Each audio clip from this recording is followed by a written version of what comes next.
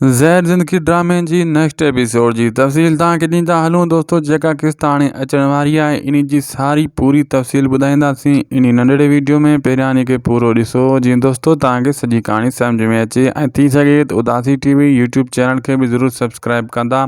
अॼु उहे पॉइंट तव्हांखे ॿुधाईंदासीं जेके तव्हांखे ख़बर न आहिनि त ज़हर ज़िंदगी ड्रामे जी नेक्स्ट एपिसोड में थियण वारा वाक़िया आहिनि। दोस्तों तव्हांखे कहाणी तफ़सील सां ॿुधाईंदा हलूं। पहिरियां इन वीडियो के ज़रूर पूरो ॾिसजो ऐं उदासी टीवी यूट्यूब चैनल के ज़रूर सब्सक्राइब कंदा। फेसबुक पेज के भी फॉलो लाइक शेयर ज़रूर कंदा। दोस्तों पहिरीं ॻाल्हि तव्हांखे असां इहा ॿुधायूं त हाणे जेका नेक्स्ट एपिसोड अचण वारी आहे इहा कमाल खान जे लाइ मुसीबत पैदा कंदी। छाजे करे कमाल खान जो ज़ुल्म वधी चुको आहे। हाणे आहिस्ता आहिस्ता कमाल खान जो जेको गुनाह जो घड़ो आहे फुल थी वेंदो ऐं जेको आहे हाणे इन जे लाइ मुसीबतूं शुरू थींदियूं। छाजे करे हाणे नंढा तोणे वॾा सभु ॻोठ वारा कमाल खान जे ख़िलाफ़ु थी वेंदा।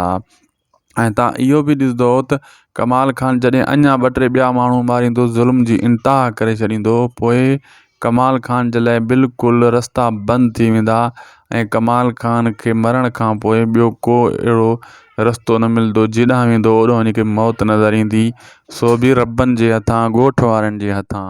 बहरहाल नेक्स्ट एपिसोड में वॾो किन थियण वारो आहे। ॻोठ वारा सफ़ा ईअं नंढा ॿार हुजनि जा वॾा उहे अखियुनि में जेको आहे न नफ़रत खणी कमाल खान जे साम्हूं अची बीहंदा। न कमाल खान जॾहिं शहर ॾांहुं हलियो वेंदो ऐं पोइ हू मोटंदो ऐं उते कालू ऐं ॻोठ वारा कोशिशि कंदा त ओठे अरबनि खे छॾायूं त मन कुझु थी पए। बहरहाल इन कोशिशि में घणो गंद थी वेंदो ऐं अहिड़े हिसाब सां ओठ जे लाइ बि मुसीबतूं वधी वेंदियूं वक़्ती तौरु। बाद में त विलन जो ख़ात्मो थियणो आहे जॾहिं कमाल खान पूरो थींदो। वीडियो पुॼाणी ते दोस्तों ख़ुदा हाफ़िज़।